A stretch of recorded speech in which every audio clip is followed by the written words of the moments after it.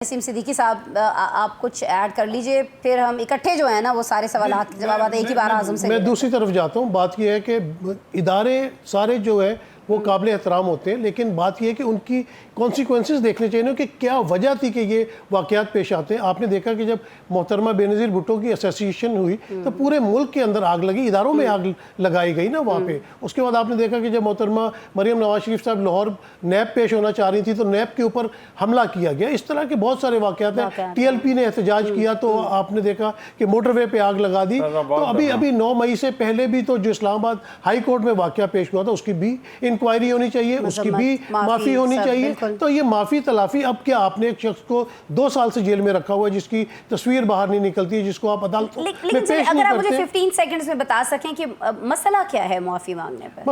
मसला जिद का है। मसला एक तो मसला लेटर्स आ रहे होते हैं तो एक तो मसला जिद का है और एक प्रिंसिपल स्टैंड है जिनके खिलाफ इमरान खान डटा हुआ है। वो डटा हुआ नजर आ रहा है ना कि वो कोई कॉम्प्रोमाइज नहीं कर रहा। ऑफर्स तो हुई है। नसीम साहब आप भी ऐसा देख रहे हैं, क्योंकि कहा तो ये जाता है कि इस वक्त हुकूमत और इस्टेब्लिशमेंट के ताल्लुकात जो हैं वो बहुत ज़्यादा मिसाली हैं, तो ऐसे में क्यों इमरान खान की रिहाई कोई भी चाहेगा? जब कॉम्बिनेशन इतना ज़बरदस्त चल रहा हो तो ये कॉम्बिनेशन खुद क्यों अपने लिए मुश्किलात क्रिएट करेगा? अस्मा, आपने बड़ा अच्छा पॉइंट रेस किया। देखिए बात यह है कि आपकी बात बिल्कुल ठीक है, मैं एग्री करता हूँ।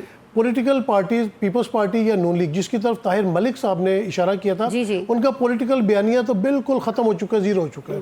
वो इलेक्शन लड़के तो ना वफाक में आ सकते हैं, ना पंजाब में आ सकते हैं, और अब सिंध के हालात भी बहुत ख़राब हैं। उनको सूट ये करता है कि इमरान खान के साथ कोई डील ना की जाए। वो इस्टेब्लिशमेंट को ये कहते हैं कि आप हमें हुक्म करें, हम आपके लिए क्या कर सकते हैं। इस्टेब्लिशमेंट की अपनी ग्रीवेंसेस हैं इमरान खान के साथ, और जो मामलात थे वो हाथ से निकलते भी चले जा रहे हैं। और अलीमा खान या इमरान खान या PRT ने देखा कि कोई भी, यानी कि ऊँट, वो कहते हैं किसी भी कल बैठ ही नहीं रहा, कोई मामला हल की तरफ आ ही नहीं रहा।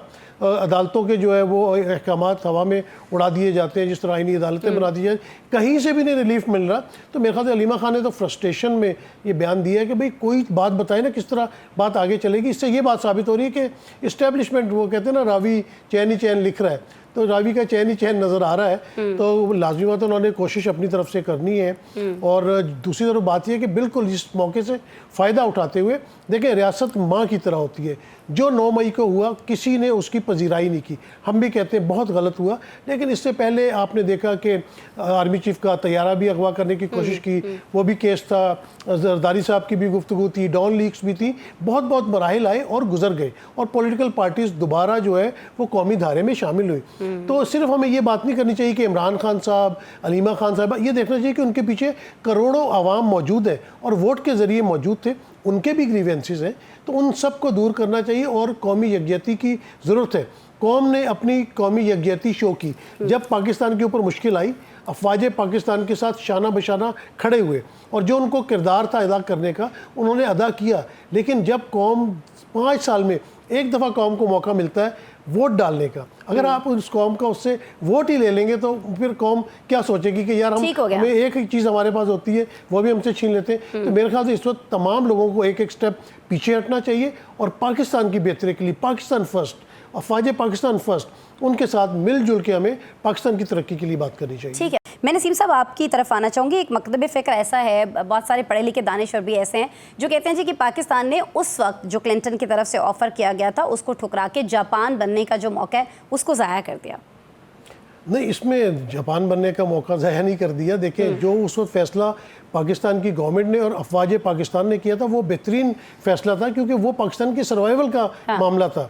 और उसका रिज़ल्ट अब निकला है जो सबके सामने आ गया। और ये जब जंग की बात आती है या जिस तरह अभी मुंह तोड़ जवाब दिया है भारत को, तो हम तो 25 साल से जो है वो टेररिज्म के खिलाफ जंग लड़ रहे हैं।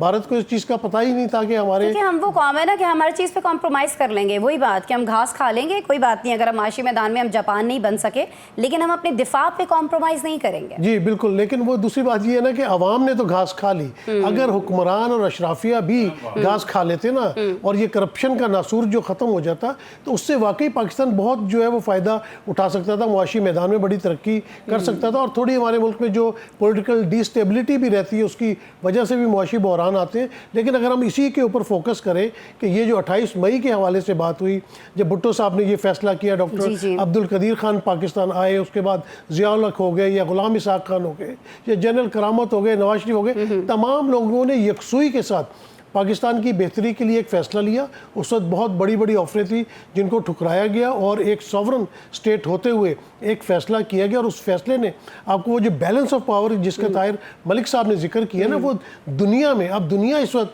मानती है। जो पाकिस्तान के ख़िलाफ़ बयानिया बनाया जा रहा था, टेररिस्ट हमारे साथ जोड़े जा रहे थे, अब दुनिया को पता चल गया कि ये एक मजबूत कौम है, मजबूत फ़ौज मौजूद है और ये किसी भी बड़ी ताकत को जो है मुँह तोड़ जवाब दे सकते हैं। तो अब हमारा शुमार ये जो G8 हो रही होती है, G10 हो रही होती है, हमारे इस तरह के दुनिया के जो बेहतरीन शुरू के 8-10 ममालिक है उसमें हमारा नाम आता है। और इकनॉमिकली भी अगर मौजूदा गवर्नमेंट जिस तरह पाक फ़ौज के साथ मिल के जो SIFC है बेहतरीन डिसीजन ले, और इस वक्त जो अल्लाह ताला ने मौका दिया है अगर उसको सस्टेन करें तो हमारे मौशी हालात अब बहुत बेहतर हो सकते हैं।